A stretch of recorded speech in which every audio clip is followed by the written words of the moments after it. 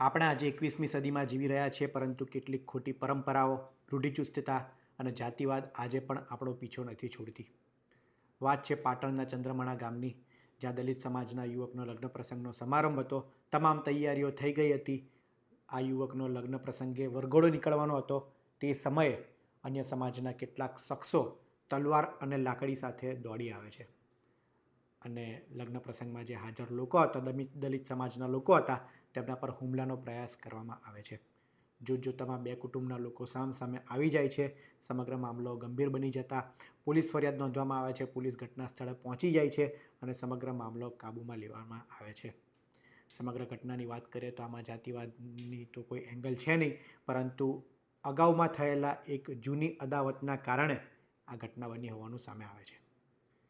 અગાઉની ઘટનાની વાત કરીએ તો વર્ષ 2022થી આ દલિત પરિવાર અને અન્ય પરિવાર વચ્ચે જમીનને લઈને વિવાદ થતો હતો અને જે તે સમયે આ પરિવારે સામેવાળા પરિવાર સામે એટ્રોસિટીની ફરિયાદ પણ દાખલ કરી હતી. આ ખાર રાખીને લગ્ન પ્રસંગ સમારંભ દરમિયાન બીજા સામેવાળા પક્ષના પરિવારે આ કાવતરું ઘડ્યું હતું અને દલિત સમાજના લગ્ન પ્રસંગમાં રંગનો ભંગ પાડવાનો પ્રયાસ કર્યો હતો. આ ઘટના અત્યારે સમગ્ર વિસ્તારમાં ચર્ચાનું કેન્દ્ર બની છે. લગ્ન પ્રસંગનો સમારંભ હતો, ત્યારે સવાલ એ છે કે દલિત સમાજના લોકોને શું આજે પણ પોલીસ પ્રોટેક્શન સાથે લગ્ન પ્રસંગ કરવો પડે છે? વાત એ જમીનના ઝઘડાની હતી, ત્યારે જમીનનો ઝઘડો આ લગ્ન પ્રસંગમાં શું તેનો બદલો લેવો જરૂરી છે?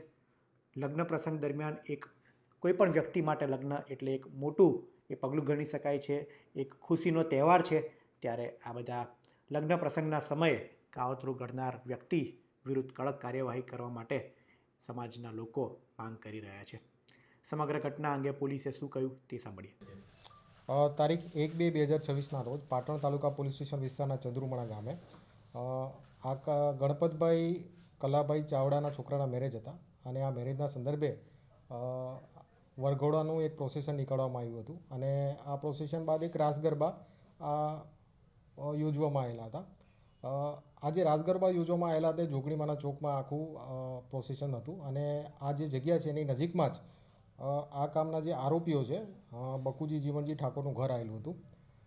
તપાસ દરમિયાન અમને એ પણ જાણવા મળ્યું હતું કે ભાઈ ઠાકોર સમાજમાં એક લોકાચારની અત્યારે ઘટના ચાલી રહી હતી, જેના સંદર્ભે આ કામના જે આરોપીઓ છે એમને ફરિયાદીને કીધેલું હતું કે ભાઈ આ લોકાચારની ઘટના ચાલી રહી છે, માટે તમે આ ડીજે વગેરે થોડું બંધ કરો. અને આ જ બાબતે થોડી પરિસ્થિતિ વણસી હતી અને બંને કુટુંબો સામે સામે આવી ગયા હતા.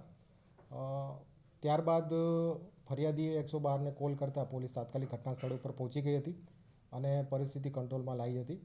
ત્યારબાદ તાલુકા પોલીસ સ્ટેશનના પીઆઈ અને અમારી આખી ટીમ ત્યાં હાજર હતી અને ફરિયાદીની ફરિયાદના આધારે ટોટલ 8 એક્યુઝ આરોપીઓ વિરુદ્ધ જીપી એક્ટ, ભારતીય ન્યાય સંહિતા અને એટ્રોસિટી એક્ટની રિલેવન્ટ સેક્શન અંતર્ગત ઓફેન્સ રજીસ્ટર કરવામાં આવેલો છે. સ્થળ ઉપર 3 આરોપીઓ મળી આવતા એમને ડિટેન કરવામાં આવેલા છે અને બાકીના આરોપીની શોધખોળ ચાલુ છે.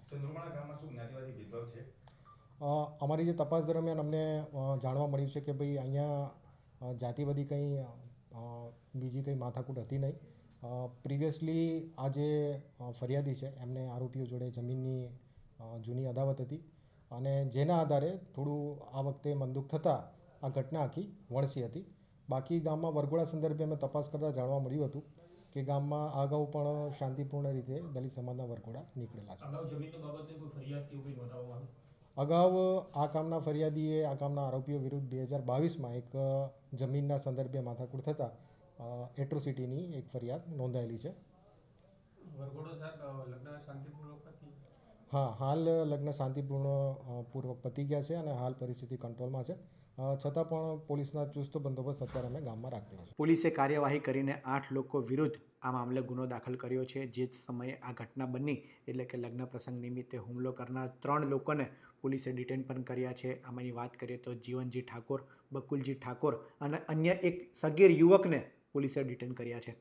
સગીર યુવકની પણ આમાં સંડોવણી છે. ત્યારે વિચાર કરવા જેવી બાબત છે કે સગીર યુવકની માનસિકતા પણ સમાજના લોકોએ કેવી કરી નાખી હશે. ત્યારે લગ્ન પ્રસંગ નિમિત્તે આ યુવક પોતે તલવાર અને લાકડીઓ વડે હુમલા કરવા માટે જાય છે.